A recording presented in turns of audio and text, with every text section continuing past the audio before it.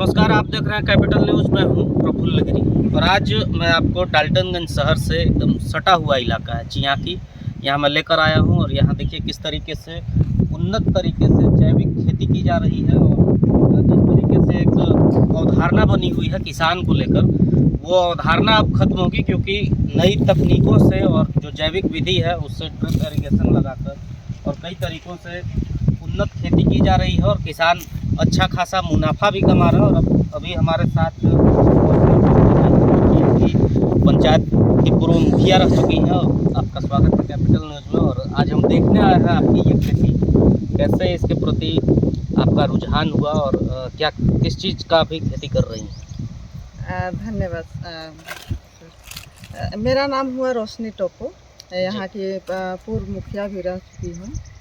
मुखिया में फिर बोला गांव वाला लोग कि खड़ा होइए, लेकिन मेरा ज़्यादा रुझान हमेशा रहा कृषि पर। तो हर चीज़ करती हूँ, गेहूँ लगाना, धान लगाना, सारा। अभी तो 2 साल से बारिश नहीं हो रही है, तो सब्जी पर ज़्यादा मेरा फोकस। अभी क्या क्या सब्जी का खेती कर रहे हैं? अभी सब्जी का टमाटर हम अपने लगाए हैं। एक टमाटर फल रहा है, डेली 50 केजी 1 कुंटल निकल जा रहा है, वो मार्केट में चला जा रहा है।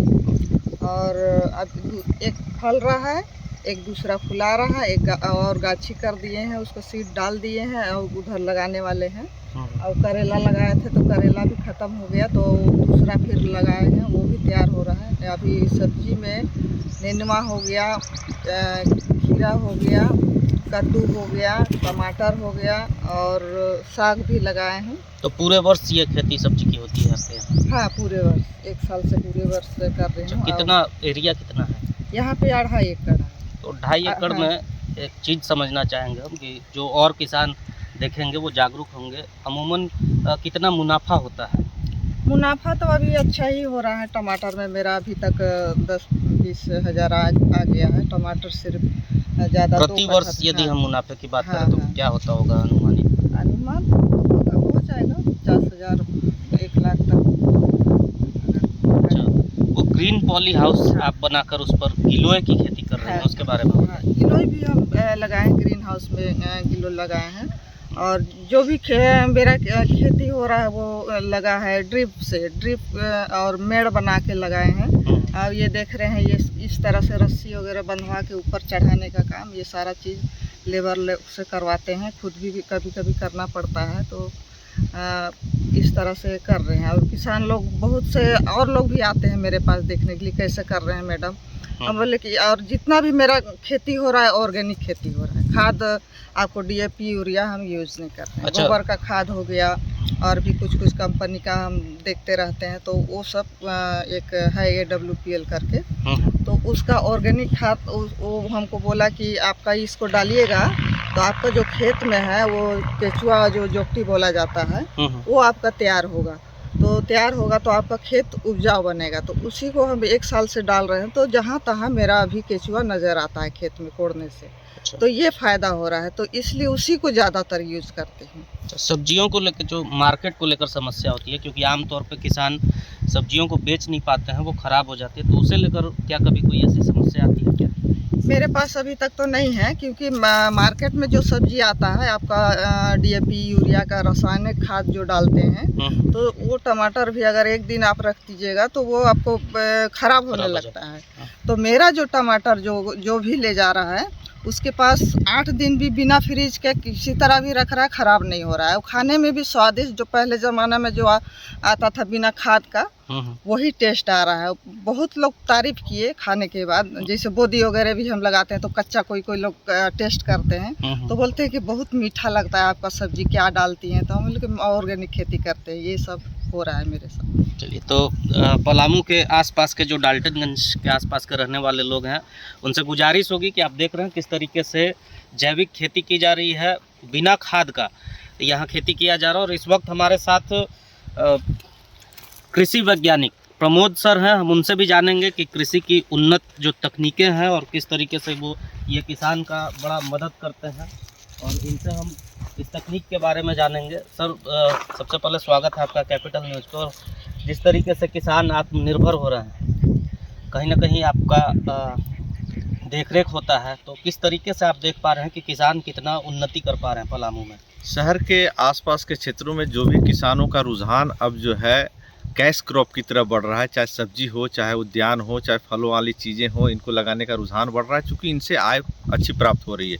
और अगर मेड़बंदी करके ड्रिप इरिगेशन का सहारा, और हाईटेक में आप देखें कि पॉली हाउस जो बिरसा कृषि विश्वविद्यालय से नेट हाउस जो बना हुआ है, नेट हाउस में गिलोय की खेती करके औषधीय पौधों की खेती की जा रही है। 1 टाइम्स अगर आप लगा देते हैं तो ये हमेशा जो है 1 से 1.5 वर्षों में इसकी कटाई होती है और उत्पादन दे रहा है। तो किसान के जहाँ तक देखने की बात है कि औषधीय पौधों की तरफ भी बढ़ रहा है, और जितना भी ये कर रही हैं रोशनी टोप्पो जी, ये ऑर्गेनिक कर रही हैं, ऑर्गेनिक खेती। तो इससे होता है कि इसकी स्वाद और गुणवत्ता की चर्चा इनसे सुने तो ये ड्रिप का सहारा लेके, मेड़बंदी का सहारा लेके देख रहे हैं रिज पे खेती करने से, और नई तकनीकों का सहारा लेके अगर शहर के आसपास के किसान करते हैं जिनके पास है, तो इनको मार्केट उपलब्ध है, नज़दीक में मार्केट है, तो ये मार्केट में जाकर अच्छी मुनाफा कमा सकते हैं। बहुत सारे ऐसे लोग हैं जो जान गए हैं कि यहाँ पर सब्जी की खेती होती है, तो ये खुद वहाँ पर पहुँच जाते हैं। तो इस तरह से सब्जियों की खेती में झारखंड तो हमारे यहाँ सरप्लस सब्जी है 30%, जहाँ जितने आबादी है हमारे यहाँ झारखंड में, वहाँ पर 100% आबादी में सब्जी यहाँ के ही लोगों को पैदावार होती है, और 30% जो है हम लोग बाहर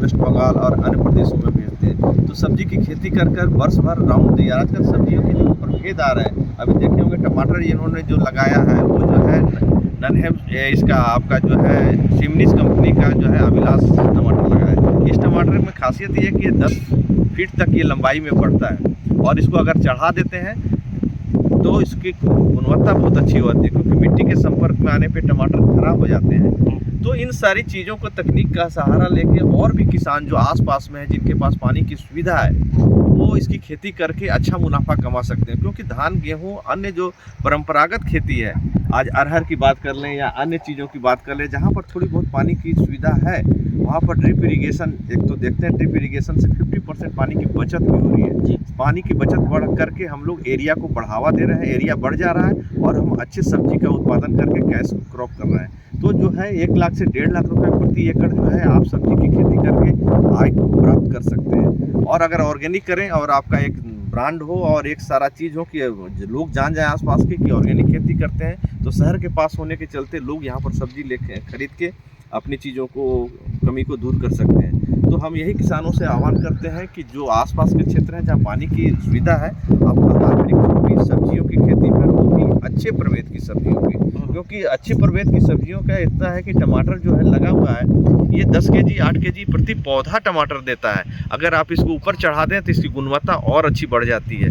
तो इन सारी चीज़ों को, और समय के जो है, समय पर सब्जी अगर हो, हम अगर लेट से करेंगे तब इसका रेट उतना नहीं मिल पा रहा है। तो हम देख रहे हैं कि अब जो किसान, अमूमन किसान अब खेती करेंगे, कद्दू को लगाएंगे, टेम्परेचर बढ़ा है, लेकिन जो किसान पहले खेती कर लिए टमाटर, इनका कद्दू बढ़ गया है, तो ये पहले मार्केट में उतरेगा, इसलिए रेट इनको मिल जाएगा। तो किसानों को यही कहते हैं कि आप समय को ध्यान करके, मार्केट में थोड़ा रिस्क तो है, आप पूर्व में लगाएंगे तो उस रिस्क को कम करते हुए अच्छा आय प्राप्त कर सकते हैं, अगर समय पे हम करें। नहीं तो जब कद्दू का रेट भी बहुत कम हो जाता है, 10 रुपये किलो भी हो जाता है, 8 रुपये किलो भी हो जाता है, सबका कद्दू एक साथ आएगा आप किसानों का, जो अब लगाएंगे। लेकिन जो पूर्व में लगा चुके हैं उसको निश्चित तौर पे इसका लाभ मिलेगा। तो किसानों को ये ध्यान देना है कि हम किस समय लगाएं कि हमारा मार्केट में पहले आए, हर चीज़ों को, सब्जी हो, टमाटर हो, तो हमें अच्छा रेट प्राप्त हो जाता है। तो रेट प्राप्त करने के लिए आप समय लगाएं, और इस तभी आपको सब्जी से खेती से जो आम समस्या देखी जाती है, जो